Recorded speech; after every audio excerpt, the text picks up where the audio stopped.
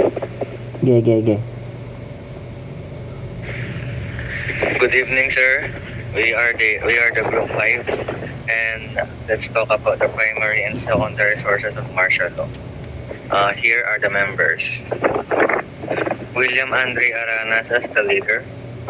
The members: Remal Canlas, Christian Gabriel Bondo, Josh Almier Aquino, Timothy Carbolos, the Sergeant Badon, Miguel Dexter Soliman.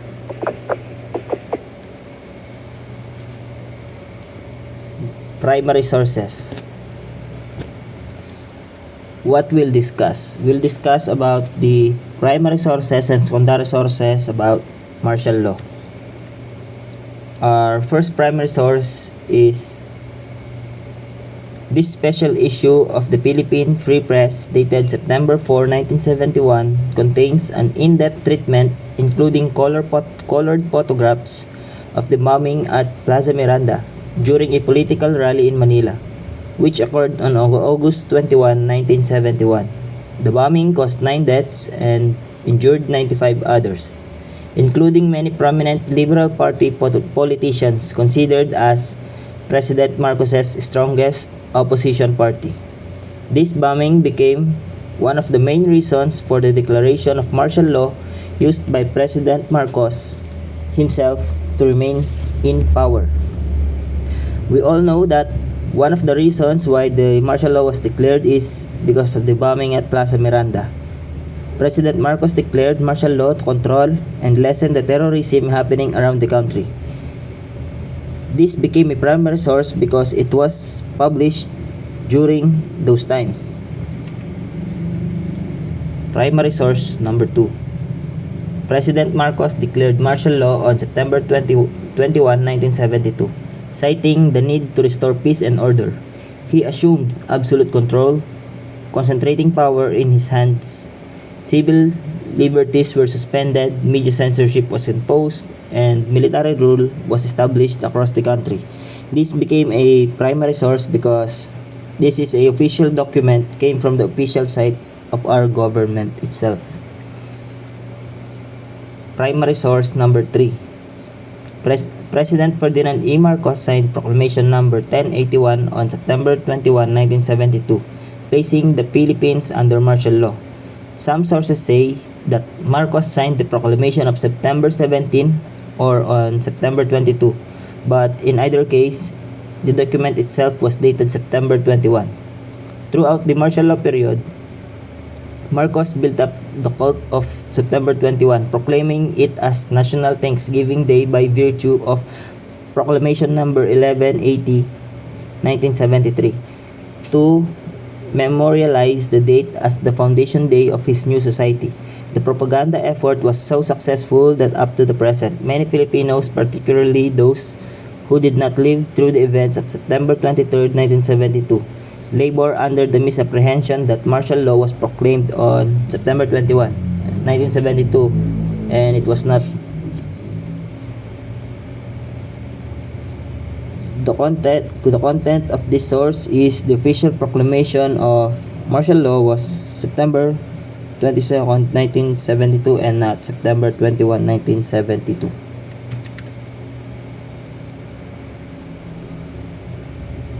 Our fourth primary sources: the repressive environment, opposition movements and resistance emerged.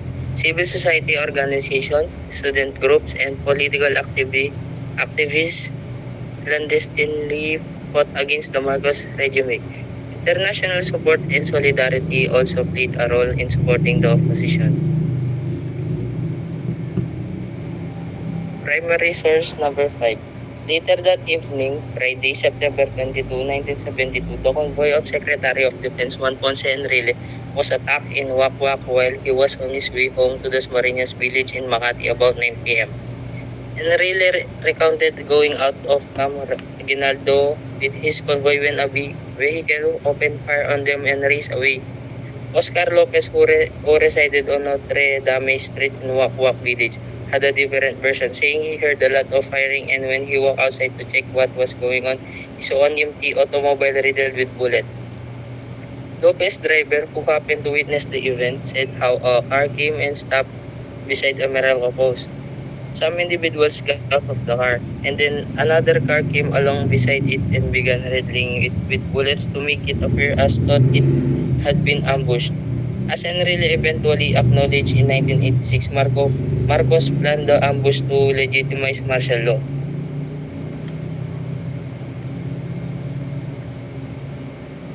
Primary source number 6.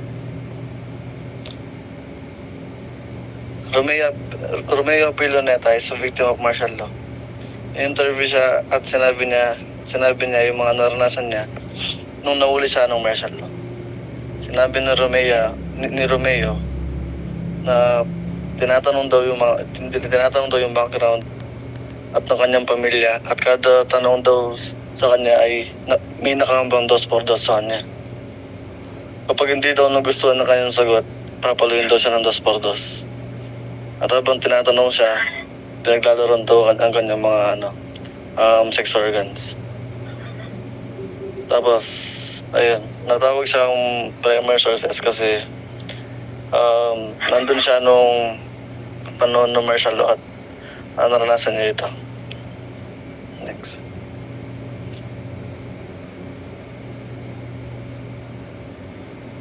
Now we'll tackle about the secondary sources.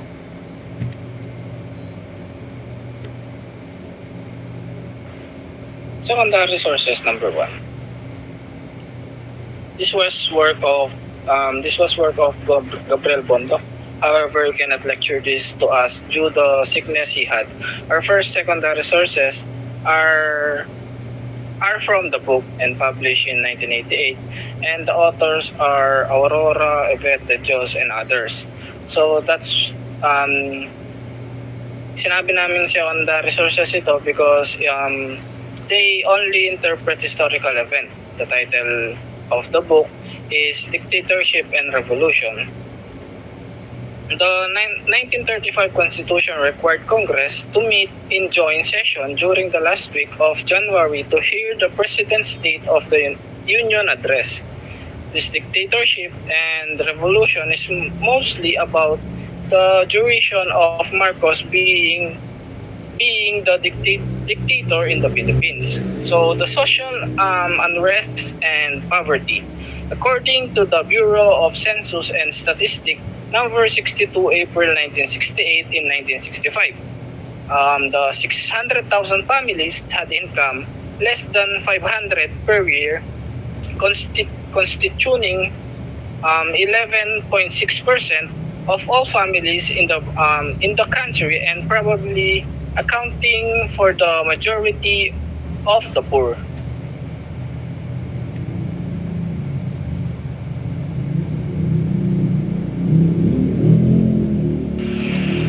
Secondary sources number 2, report of an Amnesty International mission to the Republic of the Philippines. Amnesty International recommends that the government institute immediate and full inquiries into the cases of the all prisoners listed in this report as having been subjected to torture. The government of the Philippines has ratified the International Covenant on Economic, Social, and Cultural Rights and is a signatory to the International Covenant Civil and Political Rights. Nakapaloob din dito yung 5 martial law and the rule of law. International law. The 1973 Constitution of the Republic of the Philippines adopted after declaration of martial law. National law. These rights are the main derived from Anglo-American history, and two among the basic liberties guaranteed are the rights of due process, the right to be cured against a reasonable search and seizures, the right to freedom of speech, and the rest of probation against exposed facto laws and bill of attainder. Protection human rights theory and practice. Clearly, the summary above established the lawful framework which, if put into the practice, due the judicial system. Spokesman of the Philippine government have called the martial law system a form of constitutional authoritarianism, arguing that in spite of the abolition of the legislative branch of the government, habeas corpus, it is no accident that habeas corpus has been called the Great Writ and the Freedom of Writ. The book published September 1976 by Russell Press, Nottingham, in England. Kaya naging secondary sources kasi siya po yung nag-publish ng book at na-inside lang po. Kaya niya na-publish yun.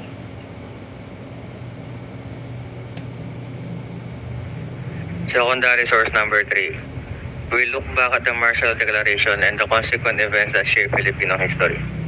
This source is from an article from an article published by Caterina Francisco, which was on September 22, 2016. Based on this article, the reason why martial law was created is because when Marcos signed Proclamation 1081 on September 29, 1972, he cited the communist threat as justification.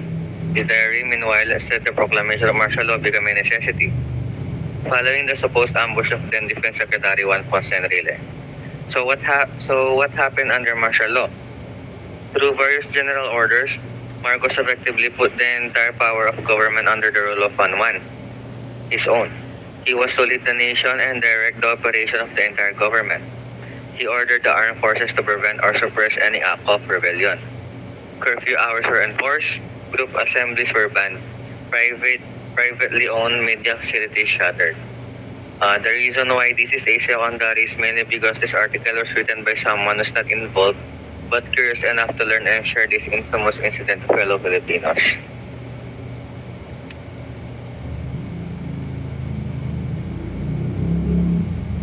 Secondary sources number 4. So that's why we said it's a secondary sources, because Wikipedia only explained the insight about martial law.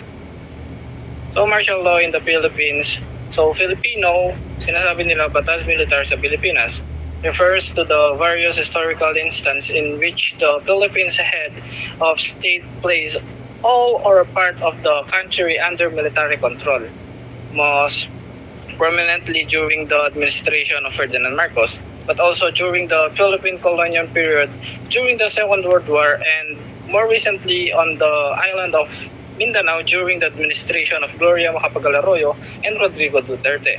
The alternative term is martial law era, as applied to Philippines, is typically used to describe the Marcos martial law periods specifically. So martial law has historically been implemented through the armed forces of the Philippines and its predecessor bodies, serving as a head of state primary tools for implementing political power in a reversal of the normal practice of civilian control of the military. And then under the current constitution of the Philippines, the president, as head of the state of commander, chief of the armed forces, may declare the martial law if in case of an invasion of rebellions when the public safety requires it. So the most countries use different legal construct like state of emergency. Sa atin naman typically it's imposition accompanies curfew, the suspension of civil service law, and then the civil right, and the application of the extension of military or military justice to civilians. So civilians defying military law may be subjected to military tribunals.